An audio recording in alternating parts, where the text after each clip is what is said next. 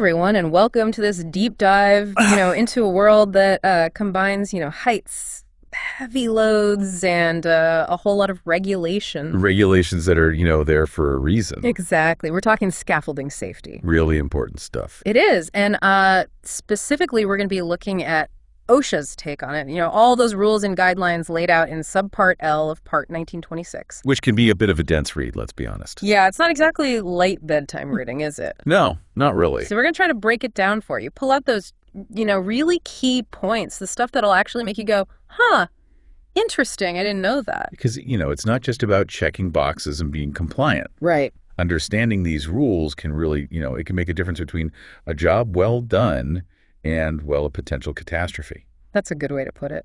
So to kick things off, Subpart L covers a surprising amount of scaffold types, right? It's not just your basic, 2 poles and a plank kind of situation. Yeah, you'd be surprised. Yeah. We've got your typical pole scaffolds tube and coupler scaffolds, but then things get a little more out there. Out there, like have you ever heard of a bosun's chair? A bosun's chair. It's basically a single seed hanging from a rope. Whoa, talk about a trust fall. Right. Okay, and then I've also heard of this thing called a crawling board or a chicken ladder. I'm picturing something pretty rickety. Yeah, those names definitely paint a picture. They do. But, there are even more specialized types like the needle beam scaffold designed for those really specific tight spots. And then there's the tank builder's scaffold, which I think is pretty self-explanatory. Yeah, for building tanks. Exactly. Okay, so before we get, too deep into all these different types, we need to talk about someone very important. The competent person. Yes, the competent person. Now, this isn't just, your average Joe who's handy around the house. Right. A competent person in scaffolding terms is someone who's got, the knowledge, the authority. They know those OSHA regulations like the back of their hand. They're the ones who can spot hazards, know what's safe, what's not, and they can even stop work if something's not right.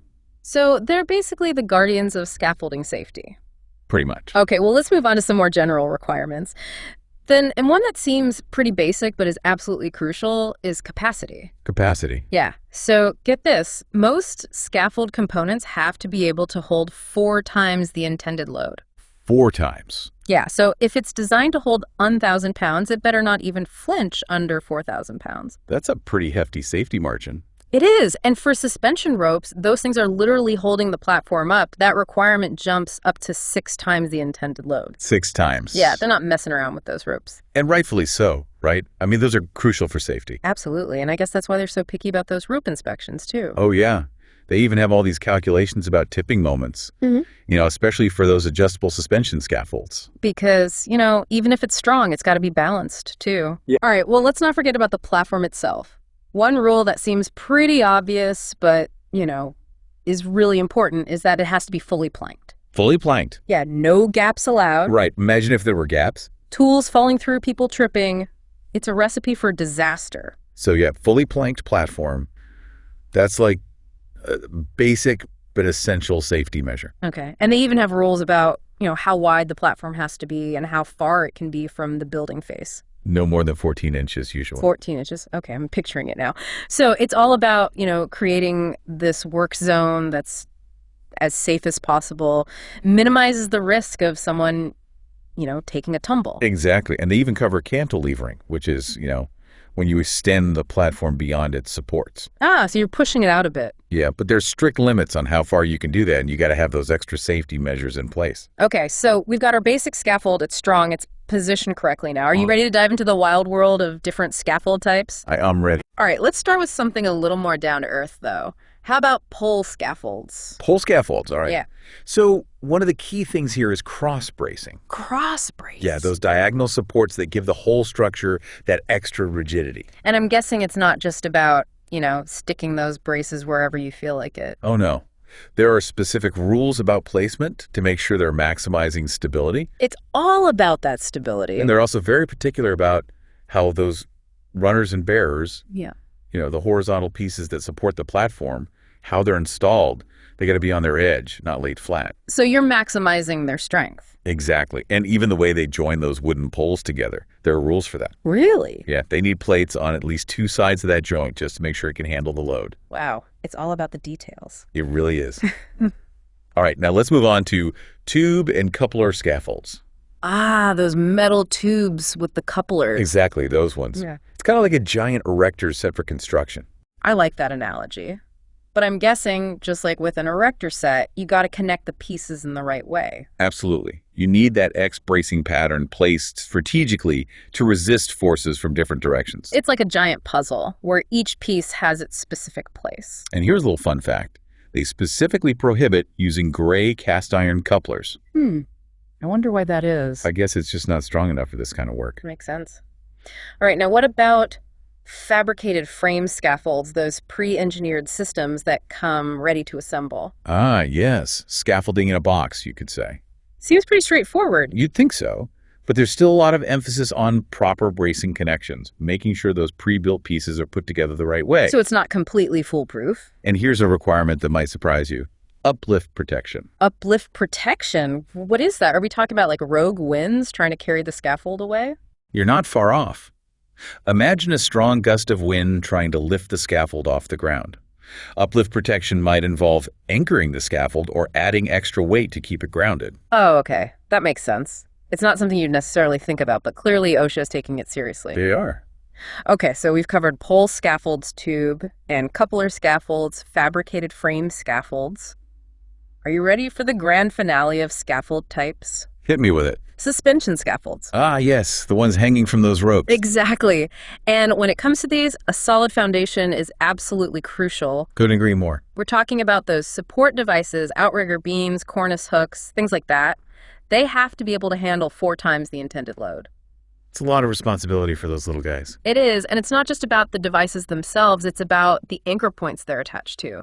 OSHA goes into a lot of detail about how those anchors need to be secured. You know, even specifying the types of structural members that are suitable. It's all about making sure that connection is rock solid.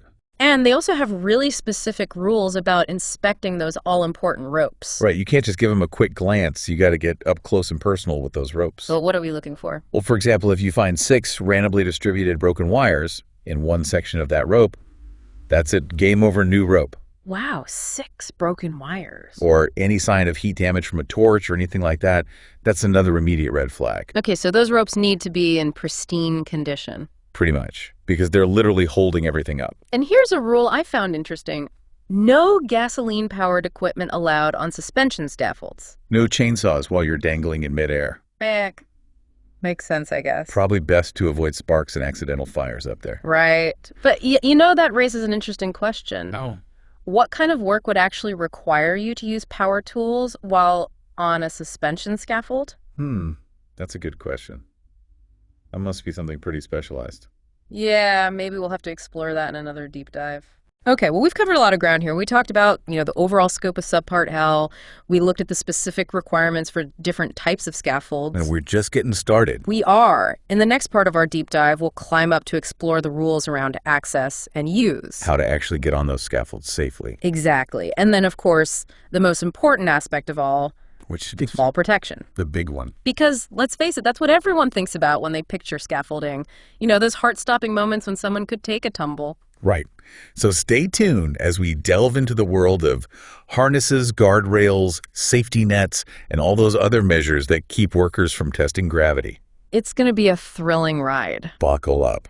Welcome back to our scaffolding safety adventure. We've built our scaffolds, inspected the ropes, and now it's time to actually get up there. Time for the ascent. But I'm guessing OSHA doesn't let you just, climb up any old way. You guess right.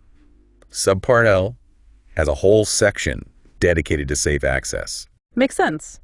A perfectly constructed scaffold is useless if you can't even get on it safely. Exactly. So let's say you need to reach a platform that's more than 2 feet above or below your starting point. Okay. Forget about hopping or scrambling. That's a big no-no. You need a proper approved access method. And what are our options? Well, OSHA actually provides quite a few. Yeah. We've got the classics like portable ladders, stair towers. Those are pretty self-explanatory. But then we get into some more, specialized options like integral prefabricated scaffold access frames. Integral prefabricated scaffold access frames. Wow, that's a mouthful. It is. Essentially, these are built-in access systems, often incorporated into the scaffold design itself. So it's like a prefab staircase or ladder system specifically for that scaffold. Exactly. No more awkwardly trying to prop a ladder against a wobbly platform. I like it.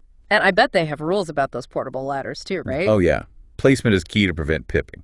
And for those hook-on or attachable ladders, the bottom rung can't be more than 24 inches above the level you're climbing from. Okay, so no need to do a pull-up just to get onto the ladder? Right. It's all about making it easy and safe to access the platform. Okay, so we've made it onto the platform. What's next on our safety checklist? Well, now it's all about using the scaffold responsibly. And rule number 1 is maybe the most obvious, but also the easiest one to forget. Don't overload it. Yeah, that seems like common sense, but, it's easy to get carried away. Just a little more, right? And as tempting as it might be to just prop a scaffold against a wall and call it a day, Subpart L says no way. Those shore or lean-to scaffolds are strictly prohibited. Right, because you're essentially relying on the wall for support, and who knows how stable that wall really is. Exactly. Much better to have a self-supporting structure, one that can stand on its own. Okay, and what about inspections? How often do those need to happen? Regular inspections are key. Before each shift and after any event that could have compromised the scaffold's integrity, like a storm or, moving a heavy load, a competent person needs to give it a thorough checkup. It's like a daily health check for the scaffold. Exactly. Making sure everything is still in tip-top shape. And if anything's damaged and weakened, it's either immediate repair or replacement. No compromises when it comes to safety. Absolutely. Okay, so let's say you need to move the scaffold. Can you just have a couple of workers scoot it along while they're standing on it? Tempting, but definitely not OSHA approved. Unless it's a mobile scaffold specifically designed for that kind of movement, and even then there are specific conditions that need to be met. Workers can't be riding along. So no joy riding on the scaffold. Well, not if you want to stay on OSHA's good side. Okay, well, let's talk about another potential hazard power lines. You can't see them, but they can definitely pack a punch if you get too close. Yeah, those are a silent but serious threat. And Subpart L has some very specific rules about maintaining a safe distance. All right, so what's the magic number? For insulated power lines, you need a minimum clearance of 10 feet.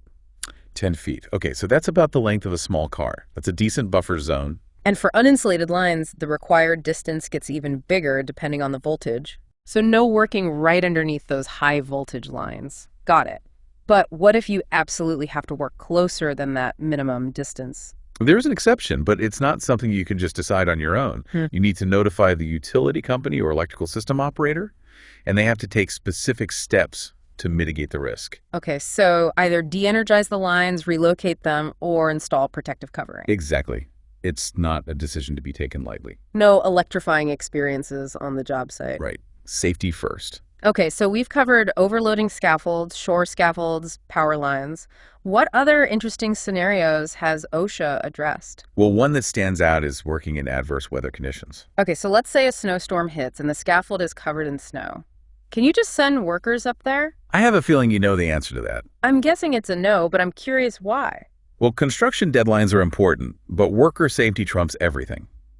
Subpart L says you can't send workers up on a snow or ice-covered scaffold unless they're specifically tasked with removing those hazards. So no working on a slippery, ice-covered platform. Nope. Too risky. One wrong step and you could be sliding right off. Exactly. Okay. And they've also addressed the risks associated with swinging loads. Ah, so if you're hoisting materials up to the scaffold. Right. You can't just let them swing freely. You need to use tag lines or other measures to control those loads and prevent them from hitting the scaffold or, worse, knocking someone off. Because a swinging beam or a pallet of bricks could do some serious damage. Exactly. It's all about controlling those movements and keeping everyone safe. They really have thought of everything. Even seemingly small details like protecting those suspension ropes from heat acids and other corrosive substances. Because those ropes are your lifeline. Exactly. They need to be protected. It's amazing how much detail they've put into these regulations. It really is.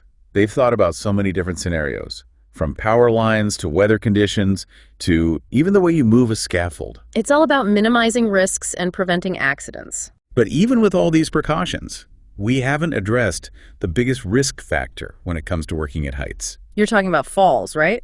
The one that keeps everyone up at night. And I bet Subpart L has a whole arsenal of rules dedicated to preventing those heart-stopping moments. You bet they do. And that's where we'll pick up in the next part of our deep dive. We'll be exploring the world of fall protection harnesses, lanyards, guardrails, safety nets, the whole shebang. All right, I'm ready to gear up and delve into that next level of safety. It's going to be a thrilling ride. And we're back for the final ascent of our scaffolding safety journey. We've tackled, types, construction axes, used pretty much everything but the big one. The one that makes everyone nervous. Exactly, falls. And I bet Subpart L has a whole section dedicated to preventing those oh no moments. Oh, it does. Fall protection is a huge part of these regulations. So let's get right to it. What's the height where fall protection becomes, absolutely non-negotiable? 10 feet. That's the line in the sand. Working on a scaffold higher than 10 feet, you got to have fall protection. Yeah, 10 feet. Okay, so basically the height of a basketball hoop, anything higher than that, and you need a safety mat. Whether it's a literal net or, one made of rules and regulations. Right. Okay, so I'm guessing the type of fall protection isn't one size fits all. It probably depends on the scaffold and what you're actually doing up there. Exactly. Yeah. OSHA takes all that into account. For example, if you're on a bosun's chair, that single seat hanging from a rope. Yeah. You absolutely need a personal fall arrest system. Makes sense. You're basically hanging out in midair.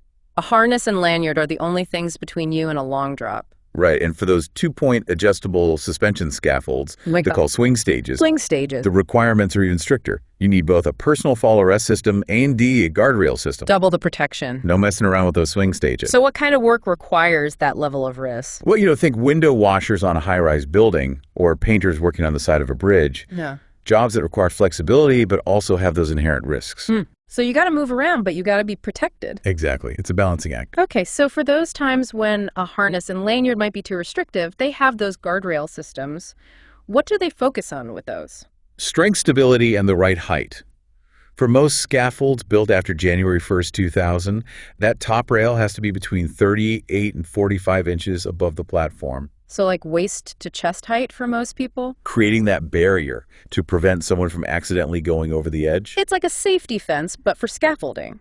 And I bet they have rules about how those rails are built too. Oh yeah, definitely not just any flimsy railing. They specify the strength of the materials, how they're attached to the scaffold, even the spacing of any vertical members to prevent someone from slipping through. And of course, we can't forget about those toe boards. Ah yes, the little guys at the bottom. Preventing tools and materials from taking a nosedive. Exactly. So it's not just about keeping people from falling, it's about preventing objects from falling as well. Right, because a dropped wrench from 30 feet up could do some damage. Absolutely. OSHA's thinking about everything. Okay, and when it comes to those personal fall arrest systems, I'm guessing it's not just about strapping on a harness and clipping in? You got it. That lanyard needs to be connected to a secure anchor point. Something like a vertical lifeline, a horizontal lifeline, or a really strong structural member of the scaffold itself. Okay, and I bet there are rules about those lifelines too. They need to be strong, independent, able to handle the force of a fall if it happens. It's like a whole system designed to keep people safe. That's the idea. Multiple layers of protection, minimizing those risks, making sure everyone goes home safe at the end of the day. It's good to know that someone's thinking about all these things, all those details from the height of those guardrails to the strength of those lifelines. It all boils down to preventing injuries and saving lives in the construction industry. Well said. So the next time I see a scaffold towering over a construction site, I'm going to be thinking about all those safety regulations that are keeping those workers safe. That's whole world up there, and safety is paramount. And that brings our scaffolding safety deep dive to a close. We've climbed to new heights, explored the ins and outs of OSHA's Subpart L, and I really hope you found this as interesting as I have. It's been a fascinating journey. It has. Remember, safety is never something to take lightly, especially when you're working way up high. So whether you're a worker, a manager, or just someone who's curious about this stuff, keep those safety regulations in mind and always prioritize well-being. Absolutely. Until next time, stay curious, stay informed, and most importantly, stay safe.